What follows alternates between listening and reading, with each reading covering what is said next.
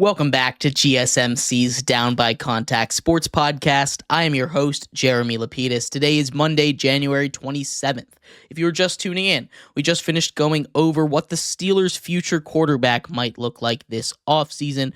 In this segment, we turn our attention to the NHL. That season is just over halfway done at this point, and the first massive trade of the trade deadline has occurred. Mikko Rantanen and a couple of other players have been traded to the Carolina Hurricanes from the Avs and the Blackhawks. A massive trade from contenders at the top here. We'll talk about how that affects everyone in the league going forward from this blockbuster surprising trade. But before we get into that, remember, if you would like to be an even bigger part of the show than you already are, all you need to do is go to gsmcpodcast.net. Or if you're on YouTube, you can use that super chat feature. If you do either of those two things, a message should pop up on the bottom of the screen for you, me, and everybody else around the world to see.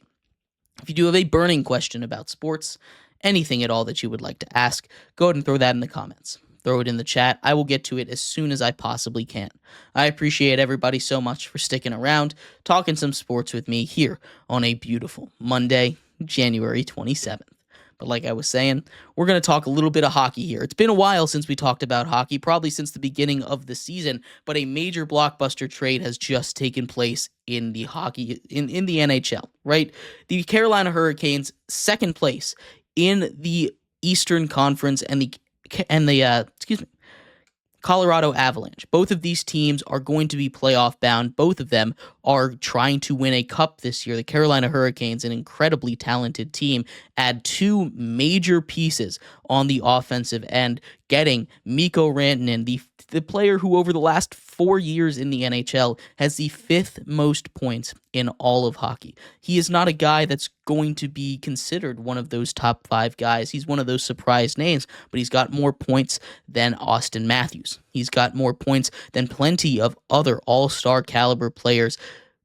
He is number 5 over the last 4 seasons, and now he goes over to the Carolina Hurricanes, who have some of the deepest forward cores in all of the NHL. But it's not just him that gets sent over. Taylor Hall, the former Vezina Trophy winner or the MVP of the NHL, gets sent over as well from the Chicago Blackhawks. This is a trade that ended up being 3 teams because they needed a facilitator in the Blackhawks, but the Blackhawks don't get much here. They get a 2025 third-round pick, and they're eating half of Mikko Rantanen's salary.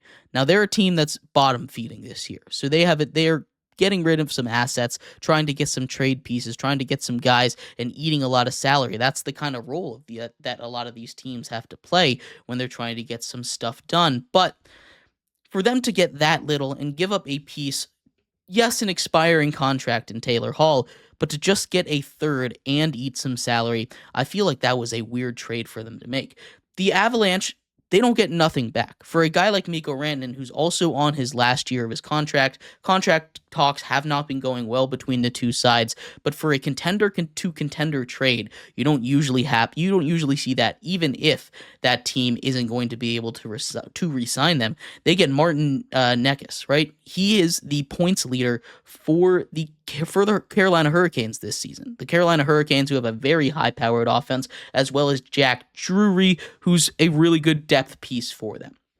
Right now, we look at that line for the Carolina Hurricanes, and they're chasing only the Capitals in the East right now. They're trying to get that President's Trophy, that number 1 overall seed in the East, and they've come oh so close these last couple years. They're the team that, if you look on paper, is probably the most talented one in the entirety of the NHL. The Capitals have some firepower over there, but the Canes, what they've been able to do, what they've been able to build is nothing short of incredibly impressive, right? You take a look up and down that roster, Mikko Rantanen, Sebastian Aho, and Jackson Blake on that first line. And the second line, you've got Svechnikov and Taylor Hall as well with the new additions. You can go all the way down to the third and fourth lines, and this team continues to have big names all up and down that roster. The defense continues to be as amazing as well. But the question in my head when I took a look at this trade was, why would the Avalanche do this? Aside from obviously the fact that, they're not going to be able to re-sign him, they didn't seem to get enough back. And sure, Martin Necas is a guy that has been really good this season for the Canes. he's not a guy that's on the same level as Rantanen for me. Both of those guys have been really good this year. But Rantanen is a guy that I think has much more high upside than a guy like Martin Necas has. And I think really at the end of the day, the Avalanche, they got something back, which usually you don't get. There's not too often scenarios where you get a contender trading with another contender, especially with some names as big as these. Usually you got to go poach some talent from the teams that are sellers. These are both going to be buyers at the deadline, and I would consider both of these moves to be considered a buying move. But the big question mark in this one is why the Blackhawks would decide to facilitate this trade.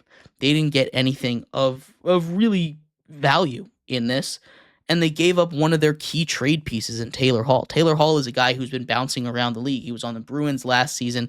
Like I said, he won a Vezina trophy a couple years ago, was the first overall pick in the draft to the Edmonton Oilers, and he's been all over the place. That's a guy that if the Blackhawks are trying to get some assets for, they could probably get a good amount, some good prospects. Instead, they trade him for essentially a 2025 third-round pick.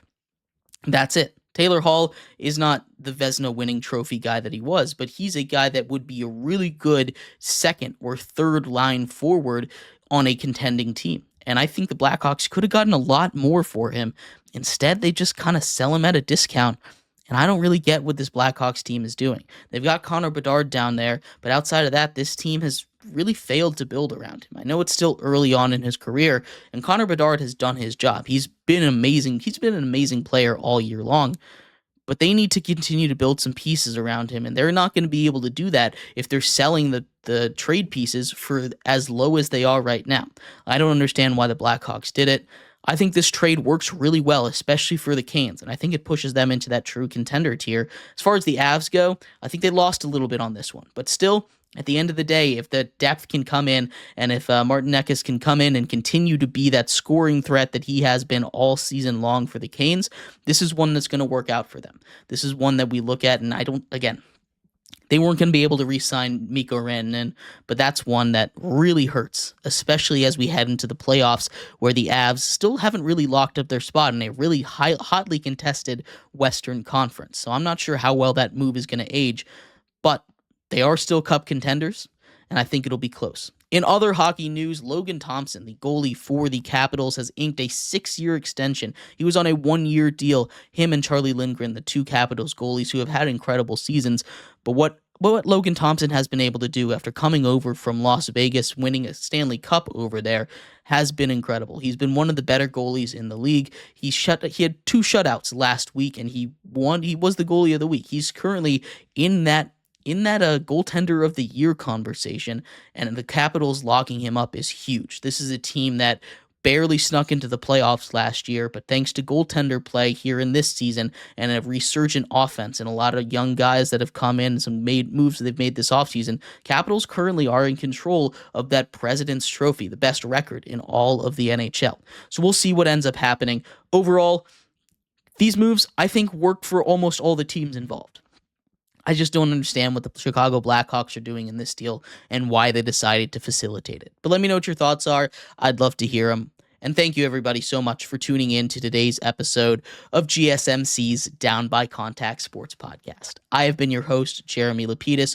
We'll be back tomorrow talking all of the major news from around the world of sports.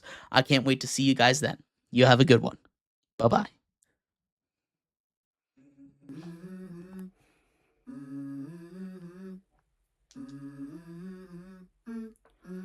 Let's go. I wake up to a little bit of drool on my pillow, feel like it's gonna be a bad day. Yeah, I'm tired of shit, and the coffee ain't hit yet, damn, ain't that great. I don't wanna